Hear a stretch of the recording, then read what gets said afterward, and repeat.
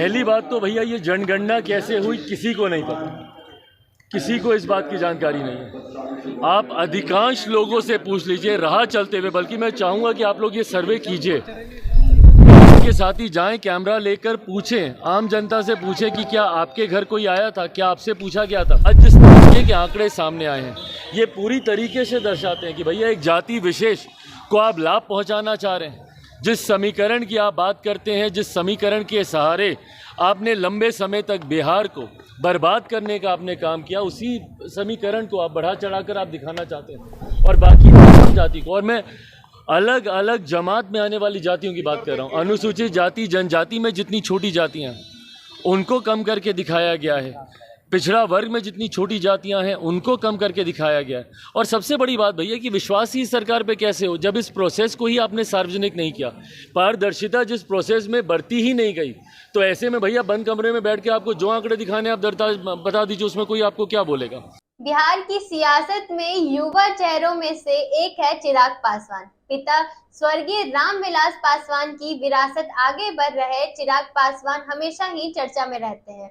जी हाँ, कभी चाचा से मनमुटाव तो कभी एनडीए में रहते हुए हाजीपुर सीट पर दावे को लेकर। तो चिराग पासवान हमेशा ही बिहार के मुद्दों को भी उठाते रहते। इसी क्रम में उन्होंने फिर से जातीय गणना के आंकड़ों पर उठाए हैं बड़े सवाल। दरअसल ऑस्ट्रेलिया में लौटने के बाद एयरपोर्ट पे मीडिया से बातचीत करते हुए उन्होंने नीतीश कुमार पर निशाना साधते हुए बड़े ही सवाल उठाए हैं जातीय गणना को लेकर। जी हाँ, साथ ही उन्होंने मीडिया से बातचीत के दौरान कहा कि आप लोग जाइए और सच्चाई को पता लगाइए कि गणना हुई भी है या नहीं। आगे आप वीडियो में देखिए कि चिराग पासवान किस तरीके से क्या बात की है मीडिया से। गोपाल मंडल उन्होंने कल मीडिया के साथ अल्पसंख्यक को लेकर भाई बिल्कुल सही बात है, बहुत जातियों की संख्या कम बताई गई है। उस वक्त हम ऑस्ट्रेलिया में थे जिस दिन ये जातीय जनगणना के आंकड़े सार्वजनिक किए गए, और हमने उस दिन भी इस ऐतराज़ को हमने दर्ज कराया था। पहली बात तो भैया ये जनगणना कैसे हुई किसी को नहीं पता, किसी को इस बात की जानकारी नहीं है। आप अधिकांश लोगों से पूछ लीजिए राह चलते हुए, बल्कि मैं चाहूँगा कि आप लोग ये सर्वे कीजिए, मीडिया के साथ ही जाएं, कैमरा लेकर पूछें, आम जनता से पूछें कि क्या आपके घर कोई आया था, क्या आपसे पूछा गया था। भाई हम लोग भी राजनीतिक दल के हम लोग हिस्सा हैं, बड़ी संख्या में कार्यकर्ता हम लोग के साथ जुड़े हुए हैं। अधिकांश कार्यकर्ता ये बोलते हैं कि भैया हम लोग यहाँ कोई नहीं आया पूछने। तो ऐसे में ये जनगणना हुई कैसे? जिस वक्त इस जनगणना के प्रोसेस को तैयार किया जा रहा था उस वक्त भी हमने कहा था कि एक सर्वदलीय बैठक बुलाइए, नहीं तो इसका भी हाल शराबबंदी जैसा होगा।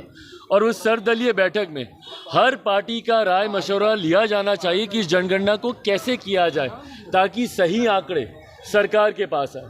और उसके बाद आज जिस तरीके के आंकड़े सामने आए हैं ये पूरी तरीके से दर्शाते हैं कि भैया एक जाति विशेष को आप लाभ पहुंचाना चाह रहे हैं।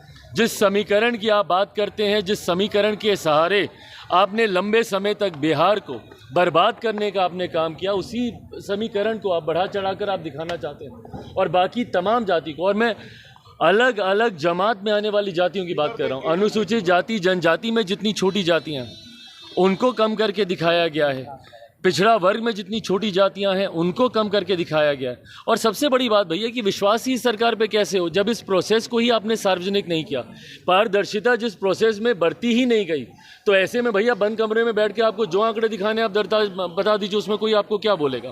पर ये सही आंकड़े तो कम से कम नहीं है, इतना मैं विश्वास से कहता हूं। आपने देखा कि किस तरीके से एयरपोर्ट पे मीडिया से बातचीत के दौरान चिराग पासवान ने जातीय गणना पर सवाल उठाए हैं और उन्होंने इशारों में कहा है कि जातीय गणना जो रिपोर्ट आई है दरअसल वो पूरा रिपोर्ट नहीं है, क्योंकि जातीय गणना अभी अच्छे से किया ही नहीं गया है और कुछ जगह पे हुआ ही नहीं है। तो फिलहाल के लिए इतना ही। आगे देखिए कि इस दौरान पे इस सवाल जो खड़े हुए हैं ये सवाल पे क्या आगे राय आता है और क्या आगे नतीजा आता है।